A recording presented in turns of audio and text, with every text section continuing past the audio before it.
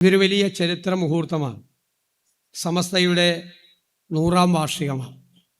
ശതാബ്ദിയോടനുബന്ധിച്ചുള്ള ഈ സന്ദേശയാത്ര നമ്മുടെ എറണാകുളം ജില്ലയിൽ എത്തിച്ചേർന്നിരിക്കുന്നു. ഞാൻ ഹൃദയപൂർവ്വം ഈ ജില്ലക്കാരൻ കൂടിയായ ഞാൻ ഈ ജാഥയെ ഞങ്ങളുടെ പ്രിയപ്പെട്ട ജില്ലയിലേക്ക് സ്നേഹപൂർവ്വം സ്വാഗതം ചെയ്യും. ഇവിടെ സമസ്തയ്ക്ക് വലിയൊരു പാരമ്പര്യവും വലിയൊരു പൈതൃകവുമുണ്ട്. എന്താണ് 100 വർഷക്കാലം കേരളത്തിന് സമസ്ത ചെയ്ത ഏറ്റവും വലിയ സംഭാവന എന്ന് ചോദിച്ചാൽ ഒറ്റ വാചകത്തിൽ ഞാൻ മറുപടി പറയും: മുസ്ലിം സമുദായത്തെ മുഖ്യധാരയുമായി വിളക്കിച്ചേർക്കാൻ മുൻകൈയെടുത്ത പ്രസ്ഥാനമാണ് സമസ്ത. കേരളത്തിൻ്റെ മുഖ്യധാരയിൽ മുസ്ലിം സമുദായത്തെ എത്തിക്കാൻ ഒരുപാട് ശ്രദ്ധേയമായ നടപടികൾ സ്വീകരിച്ച്, കാലത്തിന് യോജിച്ച നടപടികൾ സ്വീകരിച്ച് അതിൻ്റെ മുൻപേ നടന്നുപോയ പ്രസ്ഥാനമാണ്. ഒരു സാർവലൗകികത്വം തീർച്ചയായും ഈ സുന്നി പാരമ്പര്യത്തിനുണ്ട്. നമുക്കറിയാം, മംഗോളിയൻ ആക്രമണം പേർഷ്യയിൽ ഉണ്ടായ കാലത്ത് ഇന്ത്യയിലേക്ക് വന്ന പണ്ഡിത ശ്രേഷ്ഠർ, ഡൽഹി സുൽത്താനേറ്റ് ഉൾപ്പെടെ ഡൽഹി മുതൽ കേരളം വരെ ആ പണ്ഡിത ശ്രേഷ്ഠരെ ഹൃദയം തുറന്ന് സ്വീകരിച്ച നാടാണ് നമ്മുടെ ഇന്ത്യ. ആ സുന്നി പാരമ്പര്യം, സൂഫിസത്തിൻ്റെ, സംഗീതത്തിൻ്റെ, സാംസ്കാരിക രംഗത്തെയെല്ലാമുള്ള അതിമനോഹരമായ ആ സൂഫി പാരമ്പര്യവും സുന്നിസവുമെല്ലാം ഒരുമിച്ച് ചേർന്നിരിക്കുന്ന ഒന്നാണ്. അത് ഏത് സമൂഹത്തിലും ഒരുമിച്ച് എല്ലാവരും ജീവിക്കണം, സാഹോദര്യത്തോടെ, പാരസ്പര്യത്തോടെ, സന്തോഷത്തോടെ ജീവിക്കണം എന്നുള്ള മഹത്തായ സന്ദേശമാണ് നൽകിയത്. ഞാൻ എപ്പോഴും ആവർത്തിച്ചു പറയുന്നൊരു കാര്യം, മക്കയിൽ നിന്നും മദീനയിലെത്തിയ പ്രവാചകൻ അവിടെ ഒരു ഭരണഘടന ഉണ്ടാക്കി. ആ ഭരണഘടന ഇസ്ലാമിന് വേണ്ടി മാത്രമുള്ള ഒരു ഭരണഘടന ആയിരുന്നില്ല. അവിടെ ജൂതന്മാരുണ്ടായിരുന്നു, ക്രൈസ്തവരുണ്ടായിരുന്നു. ജൂതന്മാർക്കും ക്രൈസ്തവർക്കും ഇസ്ലാമിനുമെല്ലാം അവരവരുടേതായ മതപരമായ രീതികളിൽ ജീവിക്കാൻ, ദേവാലയങ്ങൾ നിർമ്മിക്കാൻ, പ്രാർത്ഥനകൾ നടത്താൻ ഒക്കെയുള്ള അനുവാദം പ്രവാചകന്റെ ആ ഭരണഘടനയിൽ ഉണ്ടായി. അതാണ് മാതൃകാ ഭരണഘടന. വൈവിധ്യമാർന്ന നമ്മുടെ നാടിന് പോലും യോജിക്കുന്ന ആ ഭരണഘടനയുടെ അടിസ്ഥാന തത്വങ്ങളെ ഹൃദയത്തിൽ സ്വീകരിച്ചുകൊണ്ടാണ് ഇന്നും ഇവിടെ സമസ്ത പ്രവർത്തിക്കുന്നത്. എപ്പോഴും നമുക്കറിയാം, നമ്മുടെ നാട് സംഘർഷങ്ങളിലേക്ക് കൊണ്ടുപോകാൻ കുറേ ആളുകൾ ശ്രമിക്കുക. അവരുടെ ഉന്നം ഭിന്നിപ്പുണ്ടാക്കുക എന്നത് മാത്രമാണ്. വിദ്വേഷത്തിൻ്റെ ക്യാമ്പയിനാണ് അവർ പ്രചരിപ്പിക്കുന്നത്. മതങ്ങൾ തമ്മിൽ പാരസ്പര്യത്തോടെ, സ്നേഹത്തോടെ ഒരുമിച്ച് ജീവിക്കുന്നത്, തോളോട് തോൾ ചേർന്ന് നിൽക്കുന്നത് കണ്ടാൽ അവർക്ക് സഹിക്കില്ല. അപ്പോൾ അവരത് പല വിദ്വേഷത്തിൻ്റെ പ്രചരണവും നടത്തി അവരെ ഭിന്നിപ്പിക്കാൻ വേണ്ടി ശ്രമിക്കും.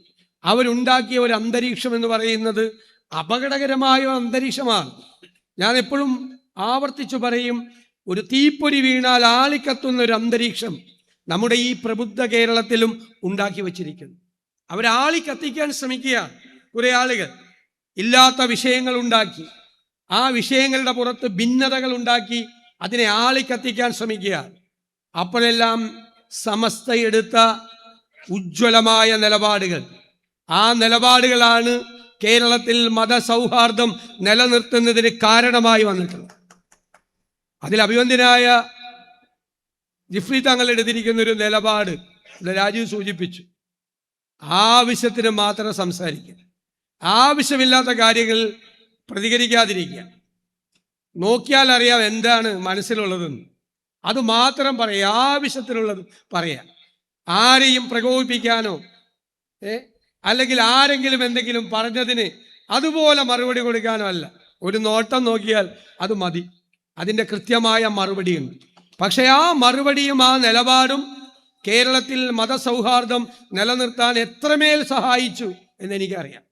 എൻ്റെ സങ്കടം, കുറേ പേര് ഇത് ആളി കത്തിക്കാൻ ശ്രമിക്കുമ്പോൾ, നമ്മൾ ഈ അടുപ്പിൽ തീ വയ്ക്കുമ്പോൾ കുഴൽ വെച്ചൊന്ന് ഊതുമല്ലോ, ഒന്നും കൂടി കത്തിക്കാൻ. അപ്പം ചിലർ ആളി കത്തിക്കാൻ ശ്രമിക്കുമ്പോൾ ചിലർ കുഴൽ വെച്ച് ഊതി കൊടുക്കുന്നുണ്ട്, ഒന്ന് കത്തിക്കോട്ടെ എന്ന് വിചാരിച്ചു. നമ്മൾ പ്രതീക്ഷിക്കാത്ത സ്ഥലത്ത് നിന്നാണ് ഈ കുഴൽ വെച്ച് ഊതുന്നത്. അതുകൂടി നമ്മൾ ശ്രദ്ധിക്കണം. താൽക്കാലികമായ ലാഭങ്ങൾക്ക് വേണ്ടി നമ്മളെ ഭിന്നിപ്പുണ്ടാക്കാൻ ശ്രമിക്കുന്നവർക്ക് ചിലർ കൊടപിടിച്ചു കൊടുക്കുന്നുണ്ടോ എന്നൊരു സംശയം എനിക്കിടയ്ക്കിടയ്ക്ക് ഉണ്ടാകാം. അത് ഒരു പൊതുവായ കാര്യമാണ്. നമ്മൾ ശ്രദ്ധിക്കണം. നമ്മുടെ ലക്ഷ്യം ഒരു ഭിന്നിപ്പും കേരളത്തിൽ ഉണ്ടാക്കാൻ സമ്മതിക്കരുതെന്നാണ്. എല്ലാവർക്കും അവരവരുടേതായ വിശ്വാസമുണ്ട്. ആ മതവിശ്വാസത്തെ ഹൃദയത്തിലേറ്റിക്കൊണ്ട് അവർക്ക് ആ വിശ്വാസവുമായി പോകാം. അതേ അവസരത്തിൽ മറ്റൊരു വിശ്വാസത്തിൽപ്പെട്ട ഒരു സഹോദരൻ്റെ അവൻ്റെ വിശ്വാസം സംരക്ഷിക്കാൻ വേണ്ടി അതിൻ്റെ നേരെ ആര് വിരൽ ചൂണ്ടിയാലും അവൻ്റെ മുമ്പിൽ നിന്ന് നമ്മളത് സംരക്ഷിക്കുമ്പോഴാണ് നമ്മുടെ ഭരണഘടനയുടെ ദൗത്യം പൂർണ്ണമാകുന്നത്. നമ്മുടെ ഭരണഘടനയെ ഇല്ലാതാക്കാൻ, അതിൻ്റെ മൂല്യങ്ങളെ ഇല്ലാതാക്കാൻ ഒക്കെയുള്ള ശ്രമങ്ങളുണ്ട്. ഇപ്പോൾ കണ്ടില്ലേ, മഹാത്മാഗാന്ധിയെ രാഷ്ട്രപിതാവിൻ്റെ പേര് പോലും ഇല്ലാതാക്കാൻ നോക്കുകയാണ്.